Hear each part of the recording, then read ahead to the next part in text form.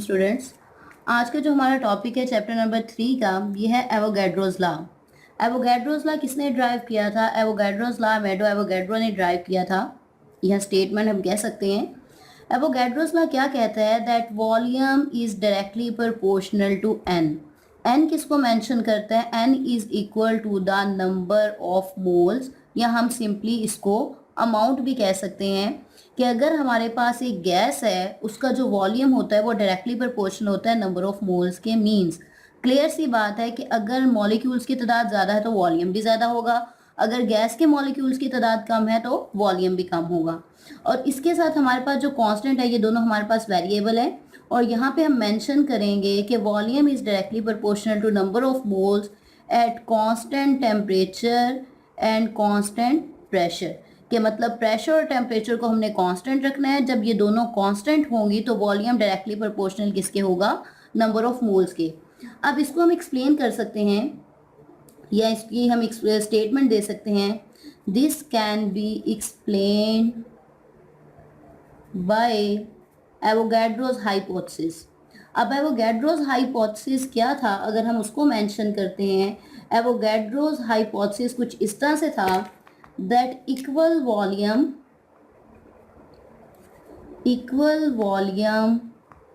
of all the gases, कि अगर हमारे पास गैसेस हैं, ठीक है, equal volume of all the gases at same temperature, मतलब अगर सारी गैसेस का टेम्परेचर सेम है एंड सेम प्रेशर, और प्रेशर भी सेम है, जिसको हमने ऊपर मेंशन किया कि दोनों चीज़ें हमारे पास क्या होंगी?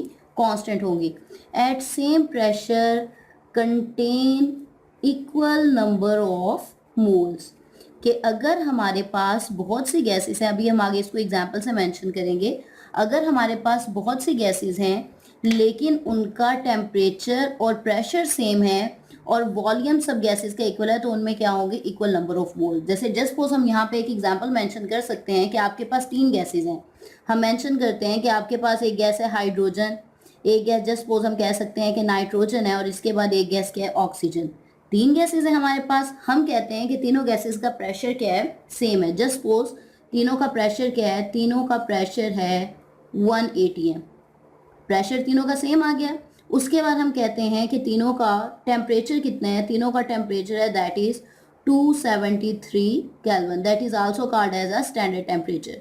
ठीक है जी, तीनों का टेम्परेचर सेम आ गया, प्रेशर सेम आ गया। अब हम यहाँ पे मेंशन करते हैं तीनों के नंबर ऑफ मोल्स के हैं। तीनों के नंबर ऑफ मोल्स हैं 1 मोल, मतलब हमने तीनों गैसेस का एक एक मोल लिया है। जब तीनों गैसेस का एक एक मोल है तो इसका वॉल्यूम कितना होगा? वॉल्यूम होगा हमारे पास 22.414 डेसीमीटर क्यूब, 22.414 डेसीमीटर क्यूब, और यहाँ पे भी क्या आ जाता है? 22.414 डेसीमीटर क्यूब। जैसे कि हमने ऑलरेडी चैप्टर नंबर 1 में इसकी डेफिनेशन पढ़ी थी कि अगर हमारे पास कोई भी गैस स्टैंडर्ड प्रेशर और टेम्परेचर पे होगी तो एक मोल जो होगा उसकी क्वांटिटी हमेशा किसके इक्वल होगी? That is equal to 22.414 decimetre cube. हालांकि यहाँ पे अगर हम देखें तो हाइड्रोजन का मास किसके इक्वल है? 2 ग्राम। नाइट्रोजन का मॉलिक्यूलर मास किसके इक्वल है? दैट इज इक्वल टू 28 ग्राम। और ऑक्सीजन किसके इक्वल है? दैट इज इक्वल टू 32 ग्राम। अगर हम यहाँ पे देखते हैं तो तीनों गैसेस का मास डिफरेंट है, लेकिन हम यहाँ किसकी बात कर रहे हैं? नंबर ऑफ मोल्स और वॉल्यूम के रिलेशन को मेंशन कर रहे हैं। तो मैसेज जो मर्जी हो, अगर gases same temperature same pressure पे हैं तो equal number of moles contain equal volume, कि तीनों गैसेस का वॉल्यूम भी सेम होगा और तीनों गैसेस के नंबर ऑफ मोल्स भी क्या होंगे? हमारे पास सेम होंगे। इसके अलावा हम यहाँ पे इसको इस तरह से एक्सप्लेन कर सकते हैं कि जैसे जस्ट सपोज हम कहते हैं कि हमारे पास किसी गैस का क्या है? 1 मोल ऑफ एनी गैस, कि अगर हमारे पास किसी भी गैस का 1 मोल है तो उसमें नंबर ऑफ पार्टिकल्स कितने होंगे? That 1 mole of any gas contain 6.02 multiply 10 raise की पावर 23 पार्टिकल्स। अगर हमारे पास किसी भी गैस का 1 मोल होता है तो उसमें पार्टिकल की कितनी क्वांटिटी होती है? 6.02। और जब 6.02 पार्टिकल्स होते हैं तो उसका वॉल्यूम कितना होता है? 22.414 decimetre cube at standard temperature pressure. ये हम ऑलरेडी चैप्टर नंबर 1 में पढ़ चुके हैं कि अगर हमारे पास किसी गैस का 1 मोल है तो उसमें पार्टिकल्स की तादाद क्या होगी? 6.02 10 रेज़ की power 23, that is called as Avogadro's number. और उसका वॉल्यूम क्या होगा 22.414 decimetre cube at standard temperature pressure. तो एवोगैड्रोस लॉ एक तरह से हमारे पास इस तरह से हमने इसको एक्सप्लेन कर दिया कि अगर हमारे पास बहुत सी गैसेस हैं, उसके पास इक्वल नंबर ऑफ मोल्स हैं, तो उनका वॉल्यूम भी क्या होगा, सबका सेम होगा। इसको अब हम एक्सप्लेन करते हैं ग्राफिकली। ठीक है, इसकी ग्राफिकल एक्सप्लेनेशन किस तरह से होगी, अगर हम इसको ग्राफिकल एक्सप्लेनेशन करते हैं एवोगैड्रोस लॉ की।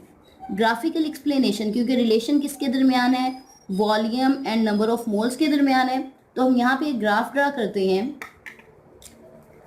जस्ट सपोज ये ग्राफ ड्रा किया, एक्स एक्सिस के अलोंग हम किसको लेंगे, एक्स एक्सिस के अलोंग हम ले रहे हैं नंबर ऑफ मोल्स को, और वाई एक्सिस के अलोंग हम किसको मेंशन कर रहे हैं, वाई एक्सिस के अलोंग हम मेंशन कर रहे हैं वॉल्यूम को।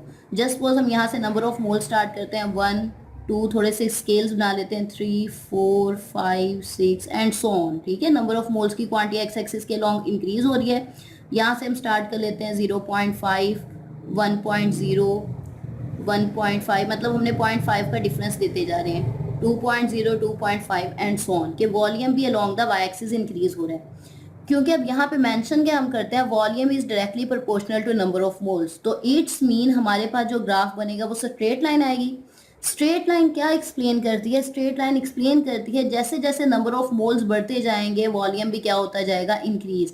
कि अगर हम इस स्ट्रेट लाइन को दोनों एक्सिस के लॉन्ग देखते हैं तो पता चलता है कि नंबर ऑफ मोल्स बढ़ते जाएंगे तो वॉल्यूम भी क्या होता जाएगा, बढ़ता जाएगा। तो एक चीज़ क्लियर कर लें कि नंबर ऑफ मोल्स क्या अमाउंट है। एक चीज़ अंडरस्टूड सी बात है, जिस चीज़ की क्वांटिटी ज़्यादा होती है उसका वॉल्यूम भी ज़्यादा होता है, जिस चीज़ की क्वांटिटी कम होती है तो उसका वॉल्यूम भी कम होता है। तो अगर गैस के नंबर ऑफ मोल्स कम है तो वॉल्यूम भी कम होगा, अगर गैस के नंबर ऑफ मोल्स बढ़ते जा रहे हैं तो वॉल्यूम भी क्या होता जाएगा, इंक्रीज होता जाएगा। अब हम यहाँ पे इसके रिलेशन को मेंशन करते हैं that v is directly proportional to n. Proportionality constant की जगह पे क्या आ जाएगा, के इज अ प्रोपोर्शनैलिटी कांस्टेंट। और अगर हम कांस्टेंट निकालना चाह रहे हैं तो ये क्या आ जाएगा, v over n is equal to constant, means the ratio volume and number of moles is equal to constant. और उसके बाद अगर हम इसको क्या करना चाह रहे हैं, एक्सपेरिमेंटली प्रूव करना चाह रहे हैं या वेरिफिकेशन चाह रहे हैं, तो याद रखें जैसे हमने मेंशन किया था, initial condition is always equal to the final condition. अगर हमारे पास शुरू में जो गैस के नंबर ऑफ मोल्स और वॉल्यूम था उनकी रेशो इक्वल आ जाती है फाइनल कंडीशन में, मतलब चेंज के बाद वॉल्यूम और नंबर ऑफ मोल्स की इक्वल आ जाती है अगर दोनों चीज़ें इक्वल हैं, that is equal to constant. कि जस्ट सपोज आपके पास यहाँ पे भी आंसर कोई 5 के करीब आ रहा है, यहाँ पे भी 5 के करीब आ रहा है, दोनों आंसर 5 है तो इट्स मीन वो कांस्टेंट है। और अगर दोनों रेशियोज कांस्टेंट है तो it's mean Avogadro's law is verified.